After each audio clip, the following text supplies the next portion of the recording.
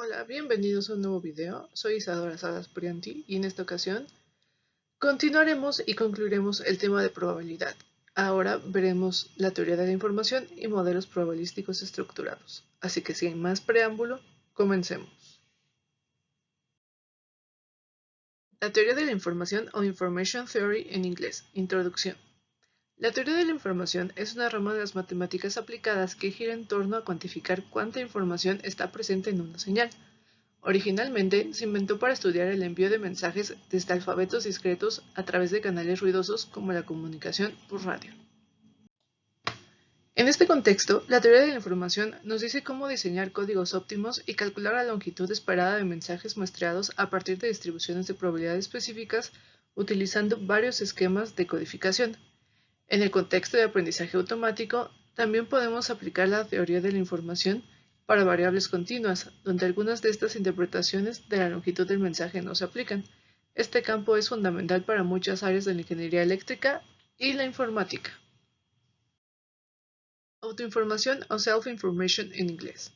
La intuición básica detrás de la teoría de la información es que el saber que ha ocurrido un evento improbable es más informativo que saber que ha ocurrido un evento probable. Un mensaje diciendo "salió el sol esta mañana" es tan poco informativo que no es necesario enviarlo, pero un mensaje que dice "hubo un eclipse solar esta mañana" es muy informativo.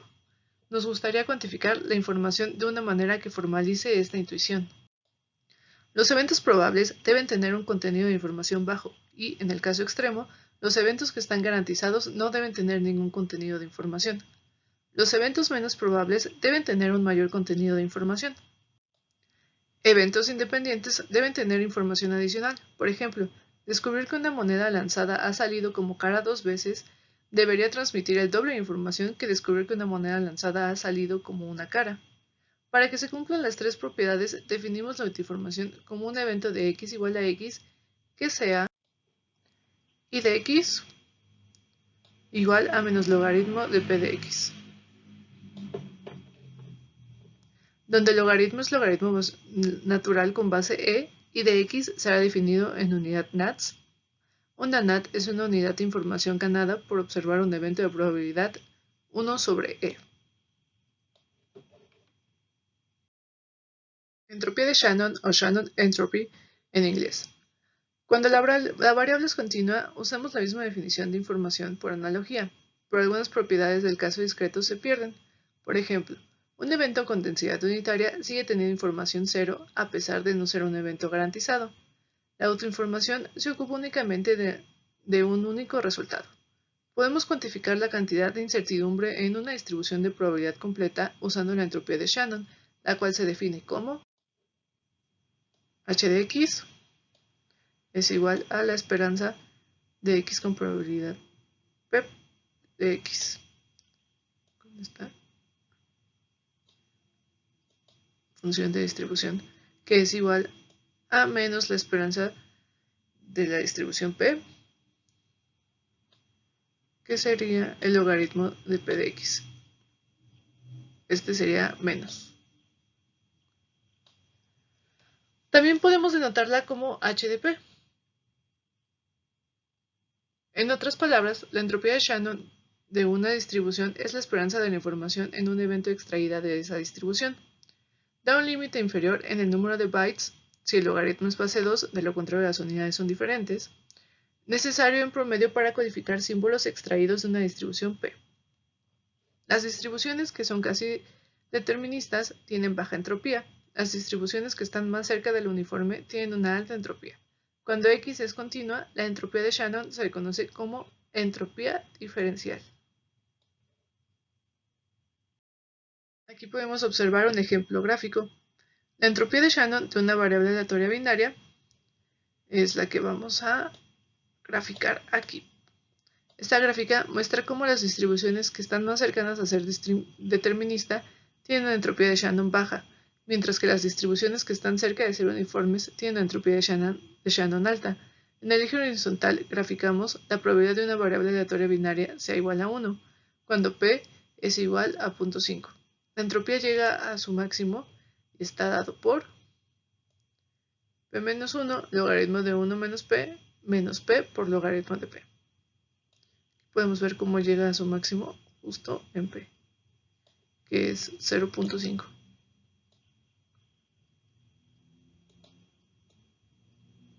Este es su máximo.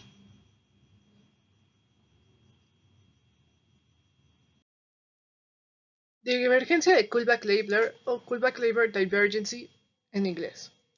Si tenemos dos distribuciones de probabilidad distintas, P de x y Q de x, sobre la misma variable aleatoria x, podemos medir qué tan diferentes son estas dos distribuciones usando la divergencia de Kullback-Leibler, o KL. Aquí podemos ver la fórmula, así es como lo denotaríamos, con dos rayitas aquí en medio. Es igual a la esperanza de distribución P del logaritmo de P de x entre Q de x, que sería igual a la esperanza de x en la distribución P del logaritmo de P de x menos logaritmo de Q de x. Por propiedades de los logaritmos, eso es lo mismo.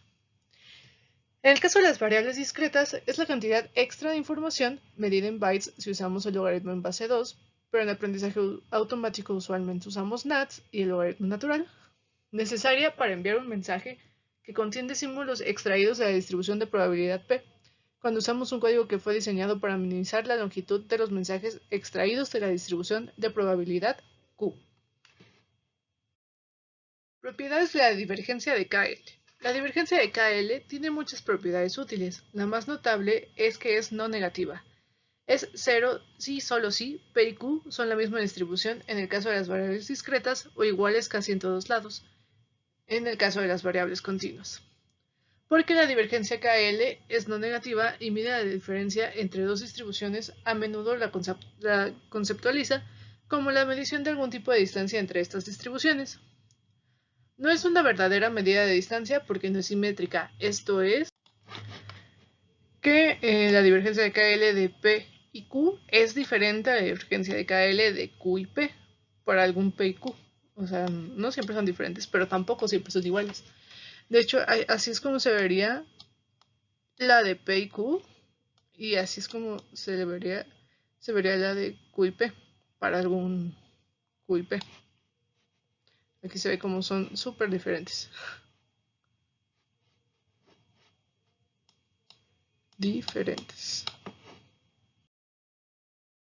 Entropía cruzada o cross entropy en inglés. Una cantidad que está estrechamente relacionada con la divergencia KL es la entropía cruzada, que se define así. H P de Q es igual a H de P más DKL, entropía que acabamos de ver, de PQ, que es similar a la divergencia de KL, pero quitando el término de la izquierda. Entonces nos quedaría al final, por propiedades y haciendo todas esas cosas, a menos la esperanza de la distribución P del logaritmo de Q de X. Minimiza la entropía cruzada respecto a Q es equivalente a minimizar la divergencia de KL, porque Q no participa en el término omitido. Al calcular muchas de estas cantidades, es común encontrar expresiones de la forma 0 logaritmo de 0 por convención. En el contexto de la teoría de información, tratamos esas expresiones como el límite de x de x por logaritmo de x cuando x tiende a 0 es 0. Es lo que acaba de decir aquí arriba. 0 logaritmo de 0.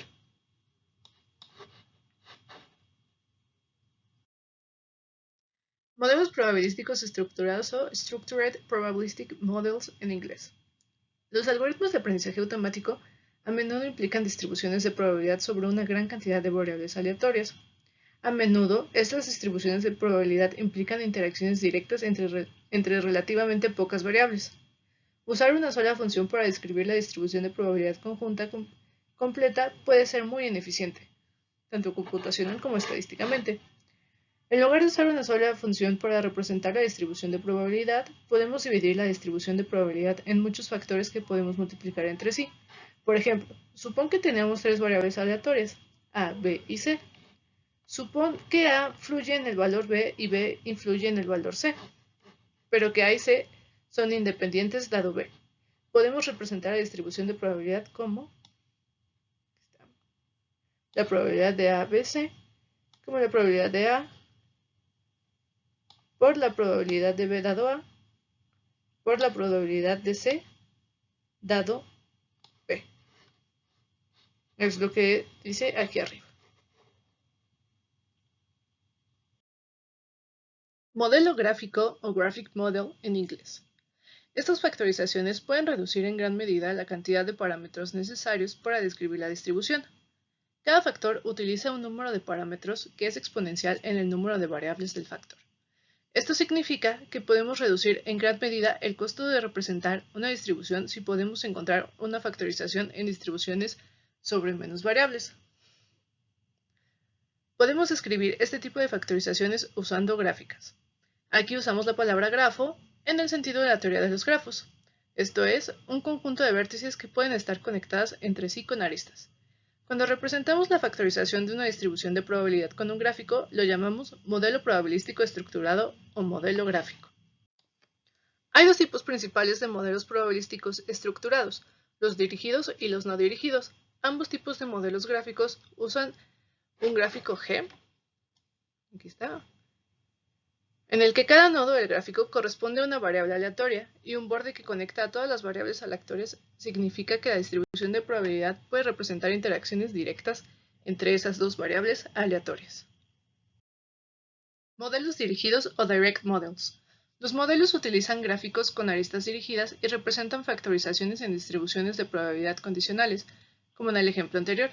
Específicamente, un modelo dirigido contiene un factor para cada variable aleatoria xy en la distribución, y ese factor consiste en la distribución condicional sobre xy exigida por los padres de xy, denotada de esta manera: P de A de G, la que vimos hace rato, de xy, que es como la multiplicación de todos estos de acá. Ahorita lo vamos a ver en este ejemplo.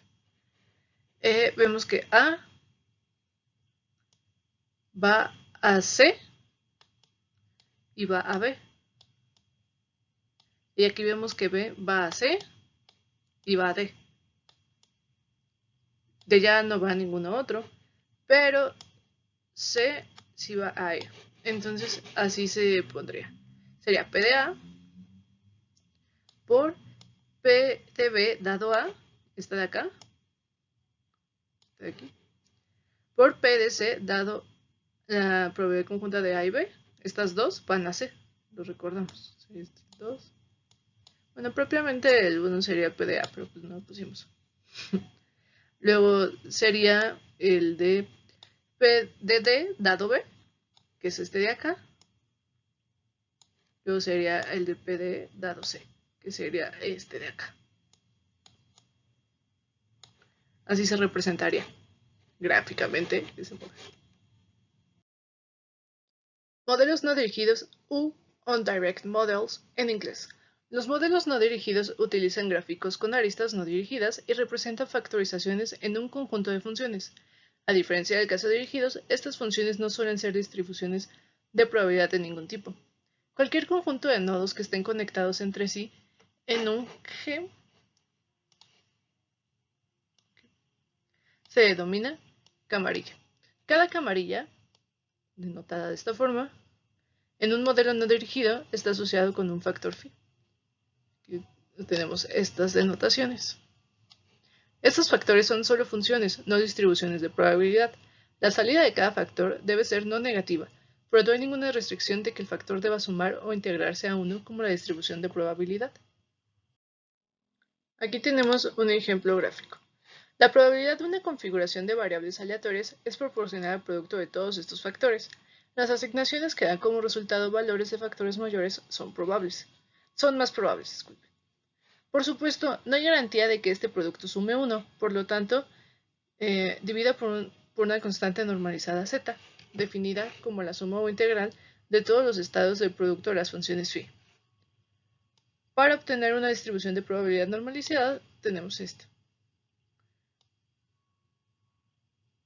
Tenemos P de X entre 1 sobre Z de las multiplicaciones de phi por la camarilla que dijimos hace rato. Porque pues no hay garantía de que todo esto sume 1. Pero sí podemos dividirlo por una constante. Aquí tenemos este gráfico que es no dirigido. Aquí podemos ver que la A está conectada con la C, la A está conectada con la B. La A y la B están conectadas con la C al mismo tiempo, la B con la D y la C con la E. Entonces, podemos ponerlo de esta forma. Recuerden que lo podemos dividir entre Z, la constante Z, para hacer que esto pueda sumar 1 y que esté un poco normalizada. Tenemos phi de 1, sería el ABC, porque aquí vemos cómo estos están conectados. Recuerden que como no tienen flecha, o puede ser que el C vaya al A, el C vaya al B y todo esto. Pero aquí los tres están conectados. Aquí vemos cómo están conectados el B y el D. Entonces este sería el siguiente. Y acá está conectado el C y el E. Entonces este sería el siguiente. Esta sería su función completa. Así, en conclusión, tenga en cuenta que estas representaciones gráficas de factorizaciones son un lenguaje para describir distribuciones de probabilidad, no son familias mutuamente excluyentes de distribuciones de probabilidad. Ser dirigido o no dirigido no es una propiedad de una distribución de probabilidad, es una propiedad de una descripción particular de una distribución de probabilidad, pero cualquier distribución de probabilidad puede describirse en ambas formas. Este capítulo ha revisado los conceptos básicos de la teoría de probabilidad que son más relevantes para el aprendizaje profundo. Queda un conjunto más de herramientas matemáticas fundamentales, los métodos numéricos que veremos a continuación. Muchas gracias por ver este video. Recuerden que este curso sigue el libro que se encuentra en la página www.deeplearningbook.org.